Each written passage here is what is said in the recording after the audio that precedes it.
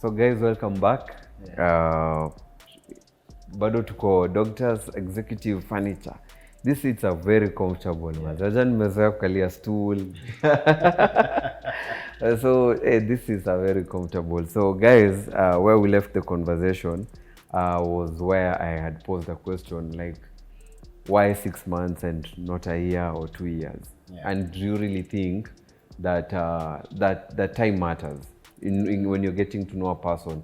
Is 10 years better than 6 months? Yeah. So first and foremost, Yeah. remember as we began, we said that we were really close friends. Yeah. And then we used to see each other every single day. Yeah. And we were around even other people. Yeah. So you would see how both of us relate to Yeah. even other people. Yeah. You know? And also for me, I had decided that the guy I'm going to meet, and I'm sure that I want to get married to him, that Yeah. I wouldn't take long. Yeah. Like, taking long does not give you assurance Yeah. of how your marriage will be. Yeah.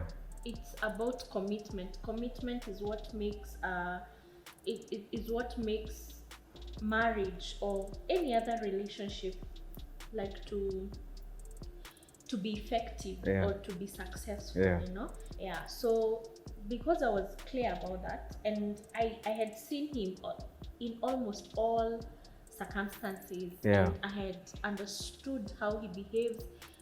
I had seen what I could deal with and what I could not deal with, what I could live with, Yeah. and I was okay with that. Yeah.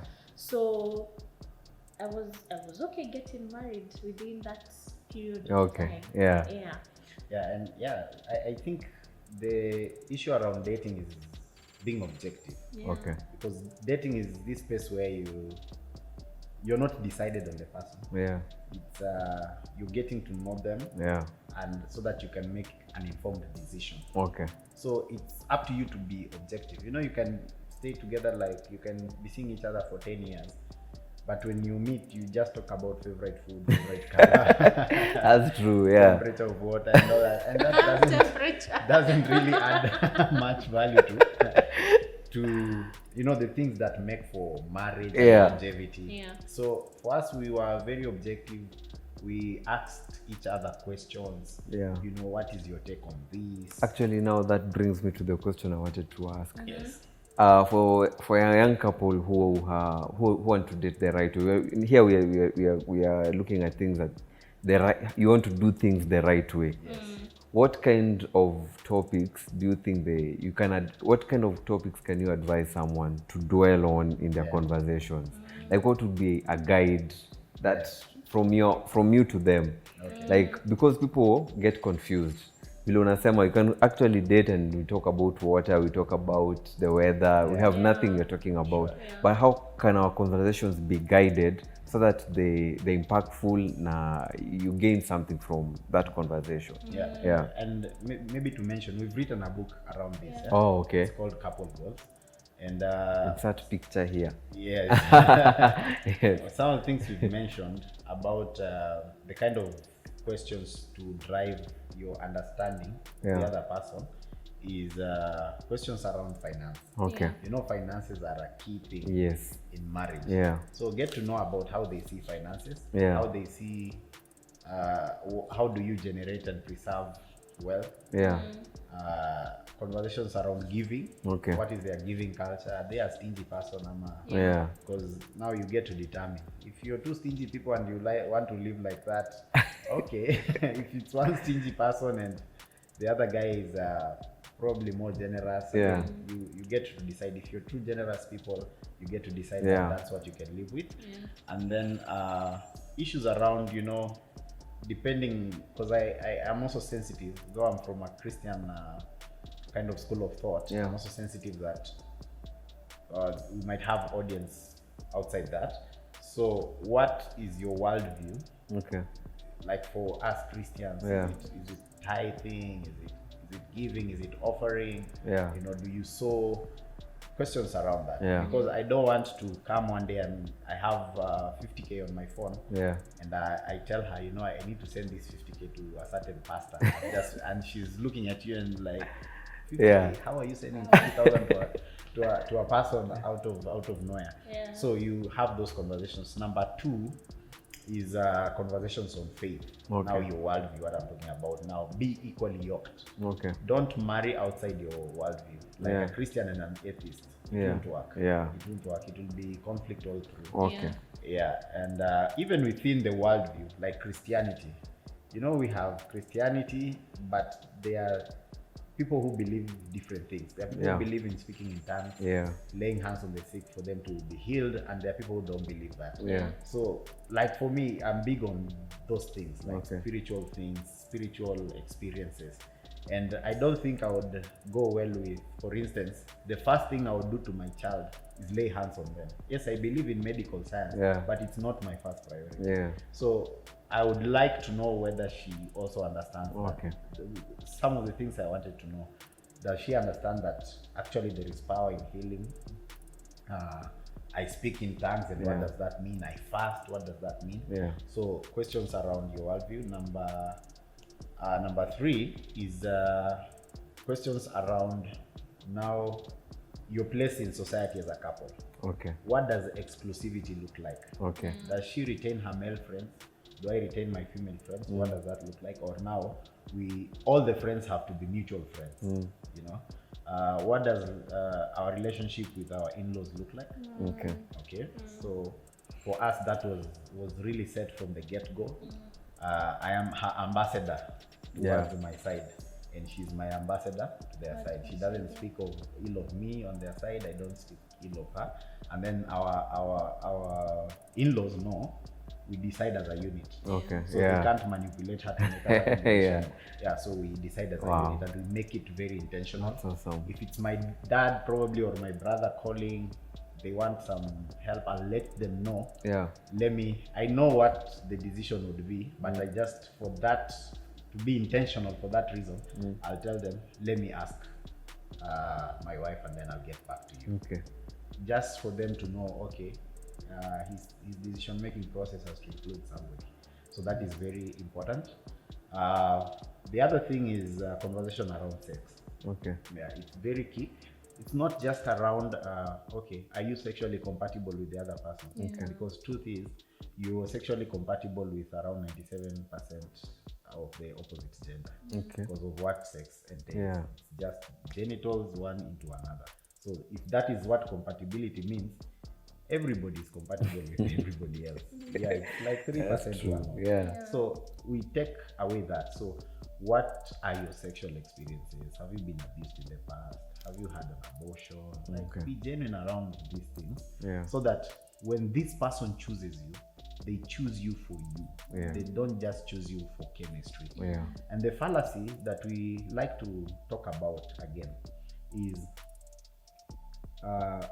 sexual compatibility. And if people are having sex before marriage, Yeah. does not necessarily translate to relational compatibility. Okay.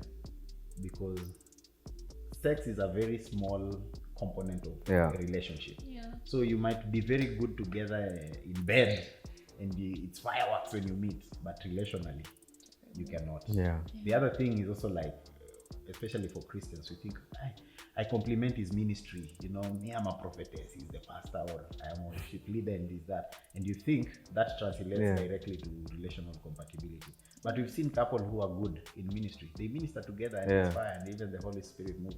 But they can't stay together as people. They are always fighting, they see eye to eye. Yeah. So relational compatibility is a very big thing. And then looking at what you guys want to achieve as a couple, what do you stand for? Because I believe the way these things are wired and how God gave them to us is that He gave them for an intent.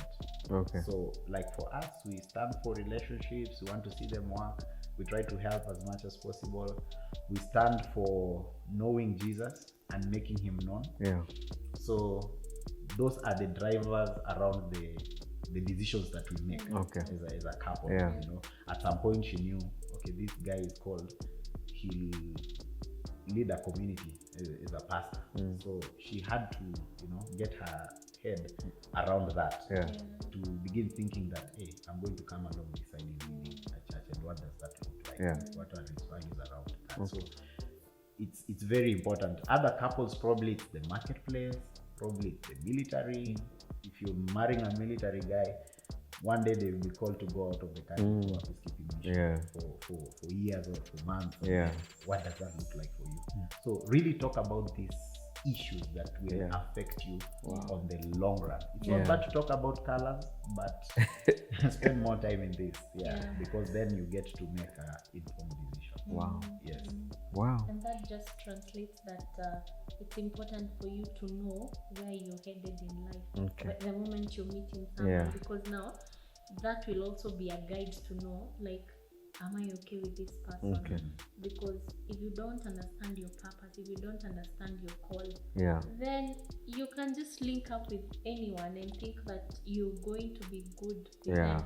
Because for instance, in on the onset of our relationship, I knew that he was called into ministry, and I also knew that I was called into ministry. And I remember one thing I asked him is, would you be okay if your wife is called and is traveling around the world? Would that be okay? And because now, if that would be an issue for him, it would mean then we cannot be together. That's because true. at some point that will happen in our relationship. So it's an important thing to know where you're headed in life. Okay. See, don't just look at the moment and feel the goosebumps of this love thing that is happening. You need to think of the future and ask questions that relate to the future so that you may know. Okay. Yeah. Wow. And maybe just to add, this decision-making process for a couple that is coming together, Okay. I think it should be very value-driven. As in, you have your purpose, and then in your life, you've determined this is where I'm going as a person. I want to achieve X, Y, Z as a person. And so I need to have values that will keep me on that path. Okay. You know, so those values are what they are the guardrails, so to speak. So probably I'm not doing alcohol, or I'm not doing this. I'm getting into the saving culture because I want to be a wealth creator. I'm being more philanthropic, and all those values. Yeah. So those values will be the filter. They, in and of themselves, will be the filter of who comes around you. Okay. Because a lot of people struggle with, how do I know the right person? You don't even have to hear a big voice out there saying, you know, This is the one. this is the man. No, once your life is value driven, those values in and of themselves will filter out who comes into your life. Okay. Yes, because if you're a generous person, usually you want to hang around generosity. Yeah. If you're around wealth creation, you find yourself around those circles. And it is from those circles that you get to sample out and pick and see, this is a person who will have much more opportunity for peace than conflict. And then you get to go from there. Wow. Yeah. Okay. So from the many pointers you've mentioned, I have like 2 or 3 that I would like us to dwell more in, because I'm sure these are the ones that give a lot of couples challenges, and most of them don't talk about them because it's easier to dance around an issue than get into it. Sure. So like finances, how do you guys handle your finances? What did you come to agreement when it comes to finances? Because most couples do not even share about finances. We'll find someone, the wife doesn't even know how much the husband is making or what even he's doing. All she knows is at the end of the month, this is sorted, and that's all I know. And her money is hers, she does whatever she wants to do with it. And you'll find some couples, they bring it together and they decide as a family, iende huku. So what is the best approach that you guys took up? So one thing that we say in our marriage is that my husband Yeah. is not the provider. Yeah, God is the provider. that's true. And It's kind of upsetting to some people. yeah. But it's true though. It's the truth. And understanding that has helped in so many instances, because in our years of marriage, Yeah. we have seen how things, they keep shifting. Yeah, And so we believe that God uses either of us at some instance to bring in the income. yeah, Sometimes it's both of us, sometimes it's one of us, Yeah. you know.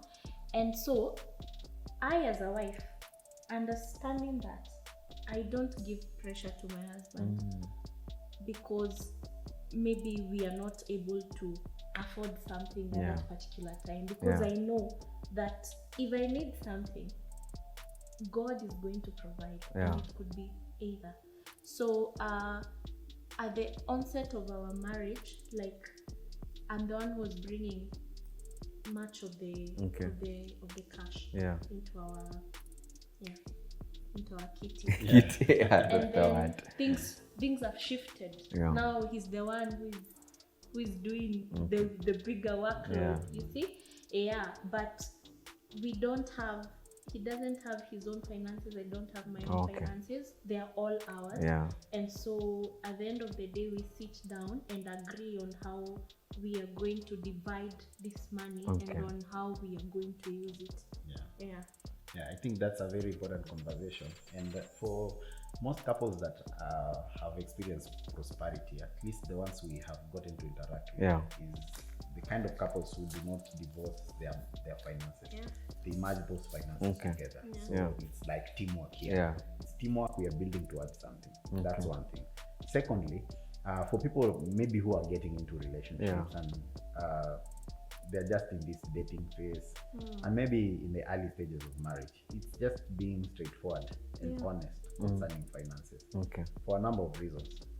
Number one, when we come together, there are responsibilities we have previous. Probably I have a cousin I'm paying school fees for, or there's somebody who has a terminal illness, or even myself, that somebody would be sick or myself sick, and that needs money. There's finance that goes there maybe on a monthly basis or a weekly basis. So people need to know. I need to let the other person know. These are the kind of responsibilities that I have. So when we are coming together going forward, is this something you're comfortable with? I'm paying school fees for XYZ, I'm paying rent for XYZ, I'm giving to this church on a monthly basis. So is that something you're okay with, or do you want us to sit and review so that there is no conflict around that money? Because at times couples will be like, this one anasaidianga watu wao tu. But because it's a conversation you never had. It's true. You never had it. So if you have it, then that's powerful. you begin to make a decision around that. And then the other thing is money personalities. Get to understand each other's money personalities. Because we have a massa who his work is just to amass as well. Then they are spenders. So for them it's about spending. They express their personality, their generosity, their love. These are people who their love language is gifts and acts of service. So they will give, give. And there are people who are in the gray area. They don't care about what is happening with the money. So if it's around hard decisions, they'll just tell you decide, and then you'll tell me. You'll tell me. You just tell me how much is it. Do you think it's a good decision? Do you think it's a good buy? And then that's it. And then there are those that are riskers. For them, it's taking risks in investments. They lost $1 million yesterday. They get another $1 million today. Tomorrow they're investing. It's not an issue. So get to know, because if you have an amasser with a risker, that's a different conversation. Yeah. Because them, they want the money. The security for their massa is that there is money in the bank. Yeah. Security in the risker is that we can put this money here. Na kesho tukue tumeomoka. So this amasa won't get. You're going to put all that million. Why don't you just put 10K first? Yeah. So you need to have that conversation and get to understand the other person's personality. Yeah. That way it will be easier for you to navigate around decision making. It will help your family have balance. Yeah. For instance, if you have a spender and an amasa, the amasas get to be frugal. Like if it's furniture, they go for the lowest quality. The spender will want this ostentatious thing. It's 400,000 piece of furniture. That's the one we want. So the balance here would be, let's go out, let's go have fun, let's treat ourselves, let's buy that cologne, and this other one will bring the balance of, we can mitigate, we can just cut out this gratification for now and then have it for later. So you find that there are more opportunities that the two of you can explore. It doesn't mean that if you guys are the same, you can't flow. Yeah, you can both be spenders. We know a couple who they are both sanguine, and then they are both spenders. Wow. So you can imagine. So they were telling us one day they got money, like they got a lot of money. I think it was a gift from somebody abroad. And they forgot that the coming week is going to be like the kids are supposed to go back to school. So when they got the money right there and then tickets, biryani. Vacation. Now when they're in the vacation, everything is going nice and it's like, babe, next week is school fees. And I'm like, oh my God. So if it's too bad, if it's very bad, and again, God is so gracious. He says God gives us richly all things to enjoy. But if it goes, beyond, it's becoming toxic, it's becoming unhealthy in the way you're managing your finances, you can include a third party. You can include a financial manager. Just to make you comfortable around decision making without taking away from your personality. Because the other thing we've seen with couples is that one person's personality is suppressed. Because you want to find security, especially in times when things are running thin. So if she's a spender, you tell her, no, we cannot spend, we cannot go out, you see this. So her expression gets, kind of quiet and toned down. And it takes away from the marriage because she won't be who she is. Even her perspective of money. Because one good thing about spenders is that they have this wealth mindset. They have an abundance mindset. And that's why they are spending in the like, wacha tutumie kesho kutakuwa na zingine. God at a sort. God at a sort, which is a very good thing. But if that is quietened, again, they will have this lack mentality. They're like, maybe you don't have abundance, you don't have enough, and it really takes away from the marriage. So just be very objective around that conversation. And of course, her money is our money, my money is our money. Okay. Wow, I like how you put it. It's very mind-opening. Like it's good to see it from that perspective, because most people fear the conversation of money. I don't know why. You don't want to say how much you earn. I don't know. You don't want to say what you do, how you get your money. So you live in kwa hiyo gray area. You never know, saa zile tuko nayo, saa zile hatuna, what can we do? It's always like hakuna pesa. That's how I saw my dad growing up. His favorite word was hakuna pesa. But everything is going on, but hakuna pesa. Ni buy sina pesa. And I think even when we come to parenting, for us, something we've decided, because maybe most of us are from that kind of experience, the school of thought of hakuna pesa. But also seeing families where, kids were taught early on. This is how papa makes money and mommy makes money. So they understood money. For me, we were told, my dad used to tell us, pesa itakuwa ribu.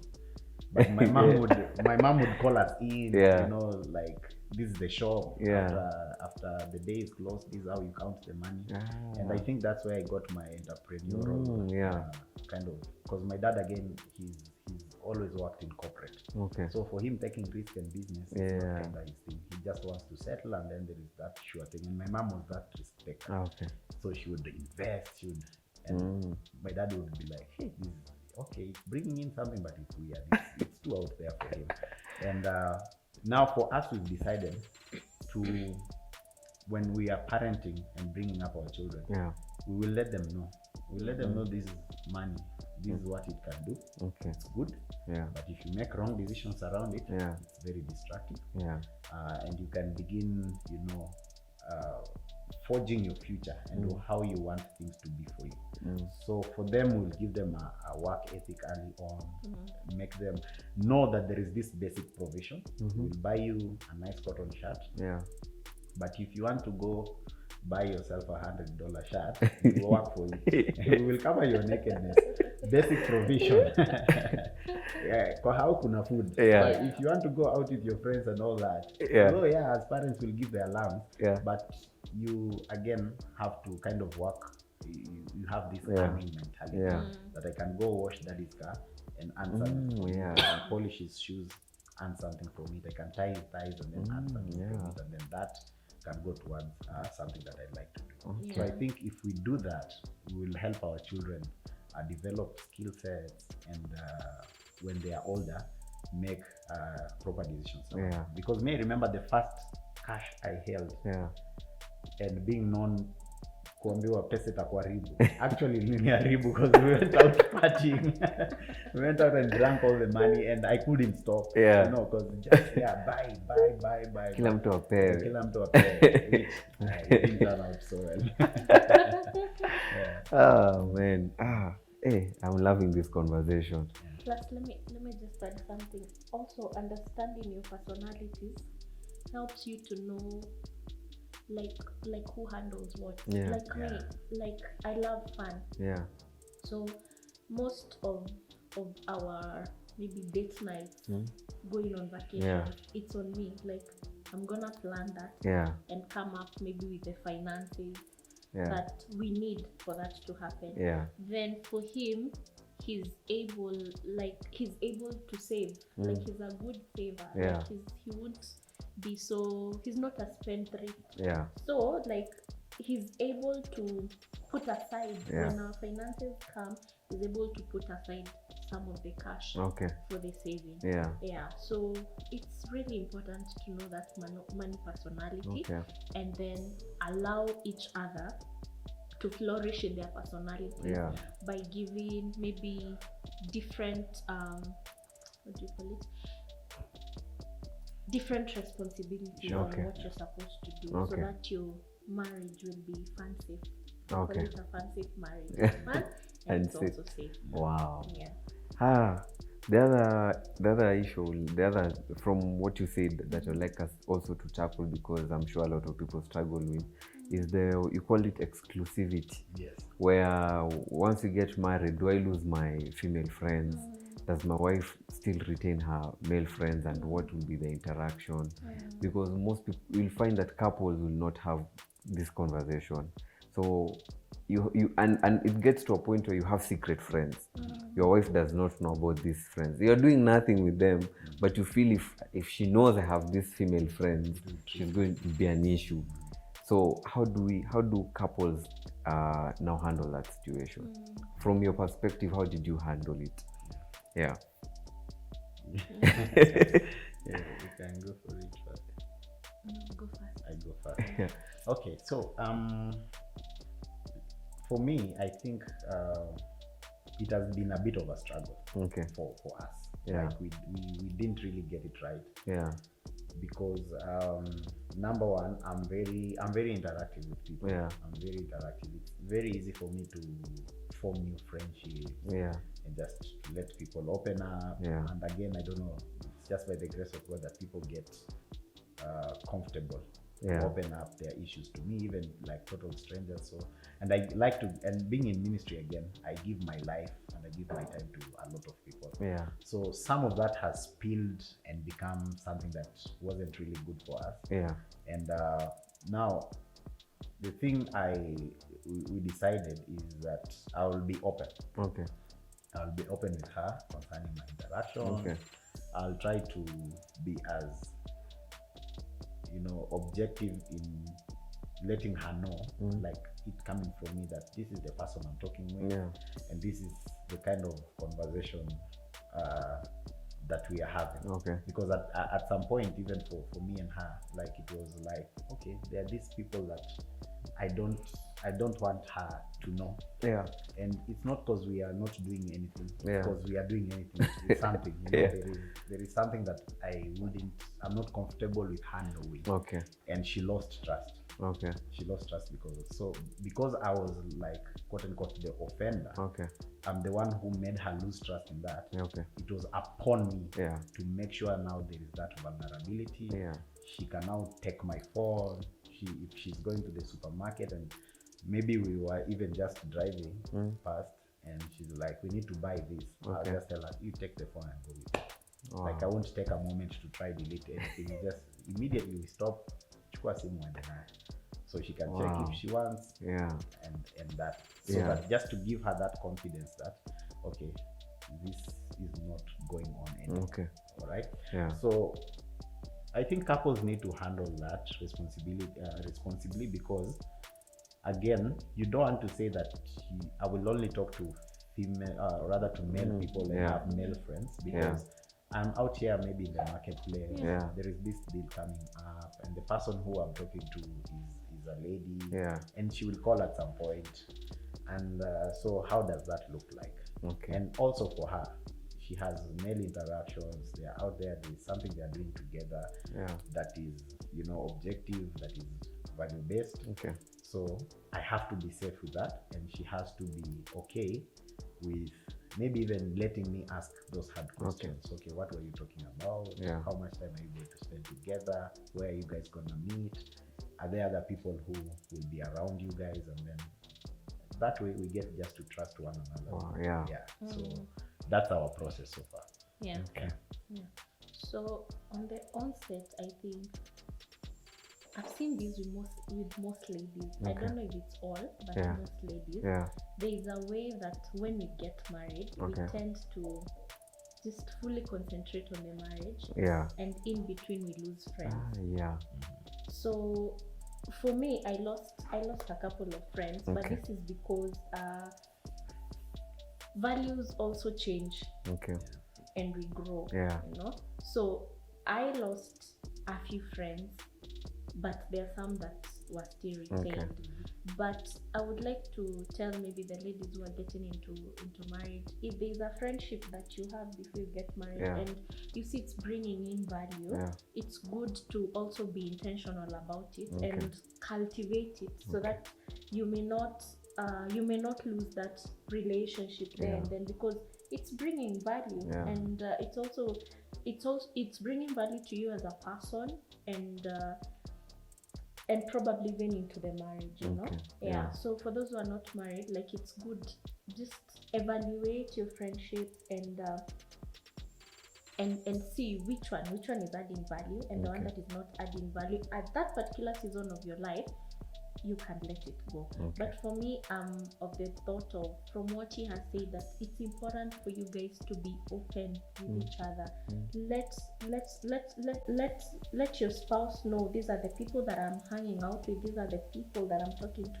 You make a new friend, let them know that this is my friend, you know. And especially right now that we're in the era of social media, like funny things are happening on social media. For me, I'm from the school of thought that allow your spouse, bringing your spouse to that area, because your spouse should help you be, should keep you accountable in this life. I love to say that your wife or your husband has been brought alongside you so that they may help you to navigate this life, and so that to be like an accountable partner for you, you know. So there is no harm in allowing your spouse in that place. And also for the spouses, it's good for you to be open-minded. Usishuku each and every person that is coming around. You know, like, I see a girl coming to talk to my husband, nishaanza kushuku. Kwa phone nione pop up, maybe mtu amemtumia friend request, I'm like, huyo ni nani? Kwani amemtumia friend request, you know? Yeah. Because such things will make someone close up. That's true. Will make someone close up Yeah. and not open up to you. Yeah. So I think it's something that we really need to be very, very open, and also because life keeps on changing, we keep on growing, we keep on meeting new people, new spaces are being invented on social media. We need to keep on reviewing, like it's something that you need to keep on talking about it very often. Yeah. And also ask questions where you have doubt. Ask questions so that you may understand what is happening here. Don't just make conclusions in your mind Yeah. that something is happening and really there's nothing that's Yeah. happening. Yeah, so for us, that is one area that we are working on, Okay. and we are very intentional about it, as you have said. Okay. Yeah. Maybe just to add a question to that, is it a must for you as a couple, as a couple, to merge your friends? Like, do Benjamin's friends have to be your friend and vice versa? Like, can he tell you, hey, today I'm going to hang out with Jane and we're just going to have lunch, and you're okay with that? Yeah.